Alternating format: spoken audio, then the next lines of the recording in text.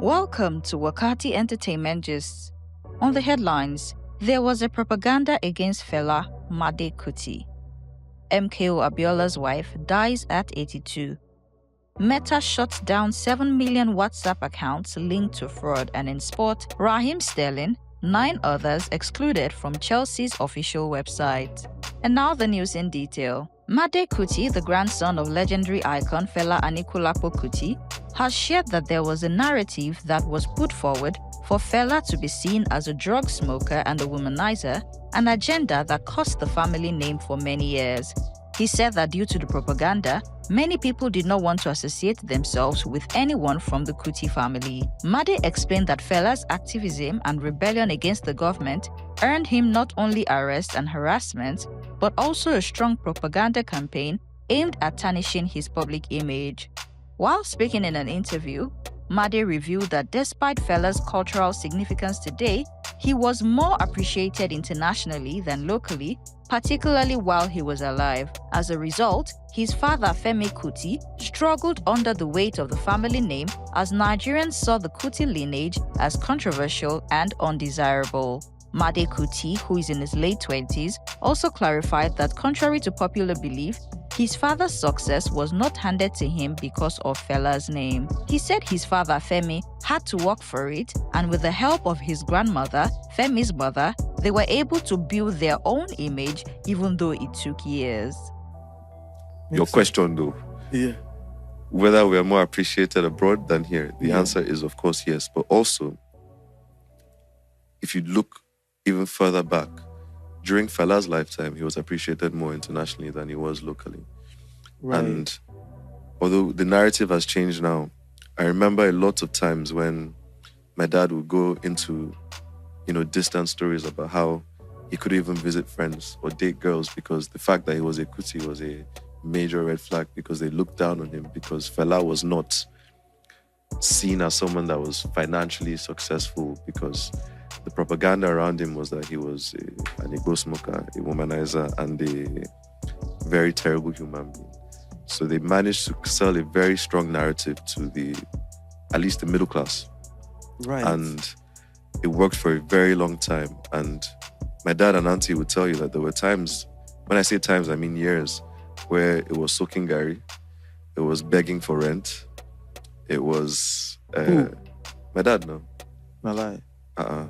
So this is the thing about nepotism that I find very funny. So people see my dad today and they think it's because of Fela, whereas it is in spite of the Kuti family and the experience. The stories, man, are so bad. When their mother died and they had nothing to their name.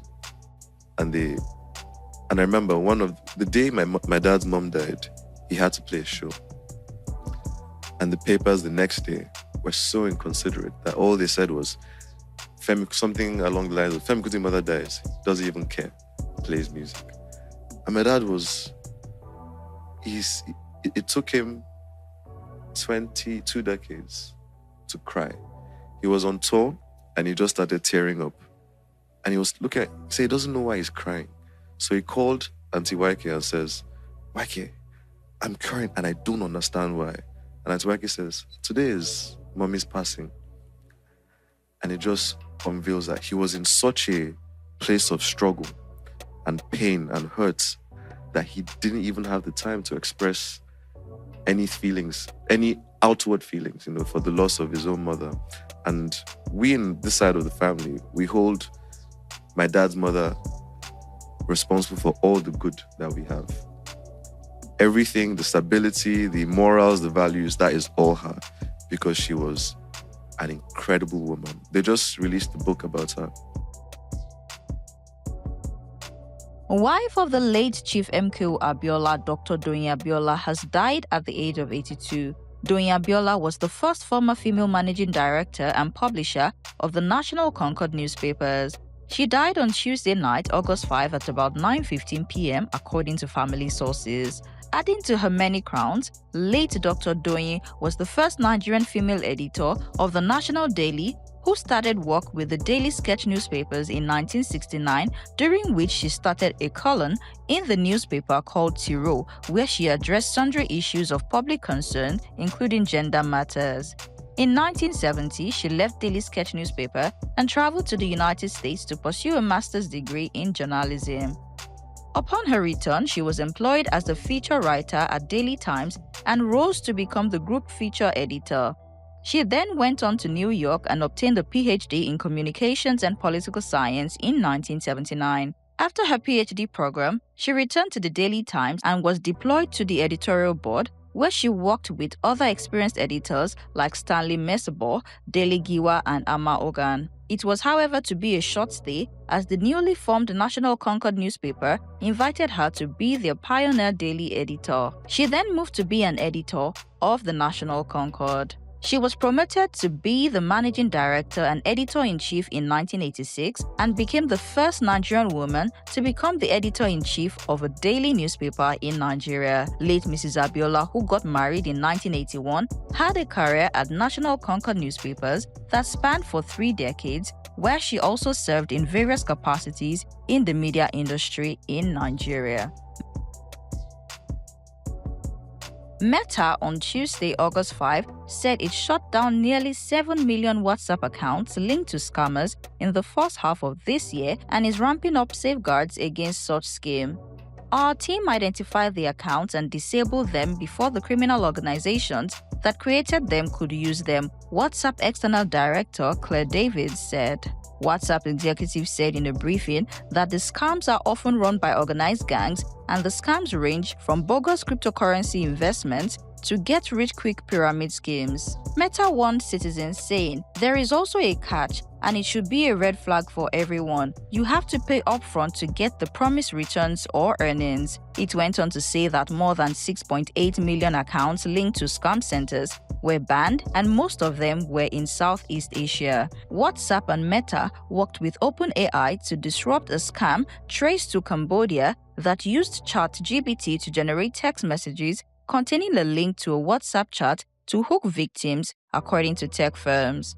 Meta began prompting WhatsApp users to be wary when added to unfamiliar chat groups by people they do not know. According to the new safety overviews, Meta provides information about the group and tips on spotting scams, along with the option of making a quick exit. We've all been there. Someone you don't know attempting to message you or add you to a group chat, promising low-risk investment opportunities or easy money, or saying you have an unpaid bill that's overdue.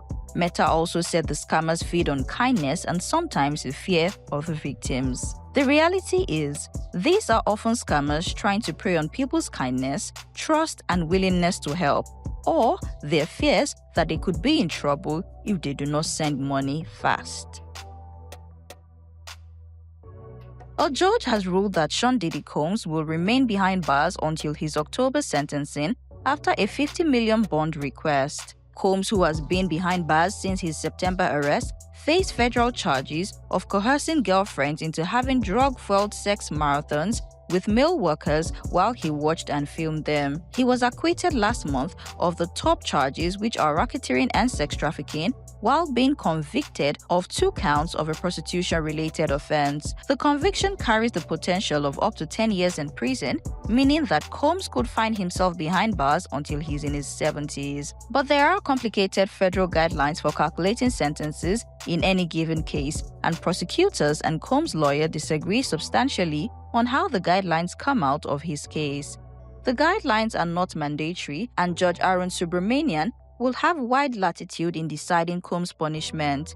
During his week-long trial, prosecutors claimed that he used his fame, wealth, and violence to force and manipulate 2 now ex-girlfriends into days-long drugged-up sexual performances he called freak-offs. In contrast, his lawyers argue that the government tried to criminalize consensual, if unconventional, sexual tastes that played out in complicated relationships. The defense acknowledged that Combs had violent outbursts, but said nothing he did amounted to the crimes with which he was charged.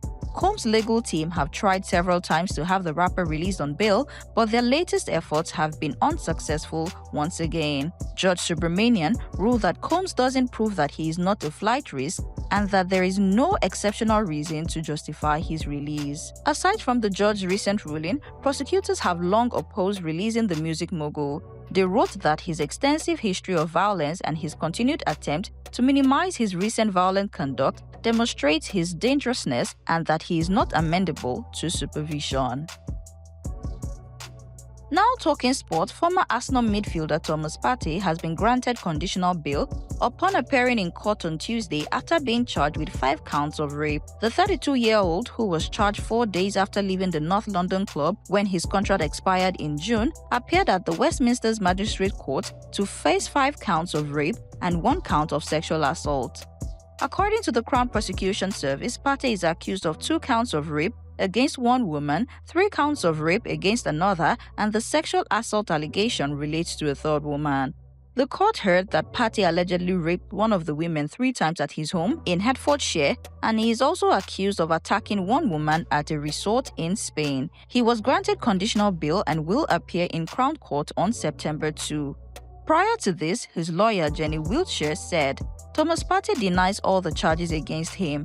He has fully cooperated with the police and CPS throughout their 3 years investigation. He now welcomes opportunity to finally clear his name. Given that there are now ongoing legal proceedings, my client is unable to comment further.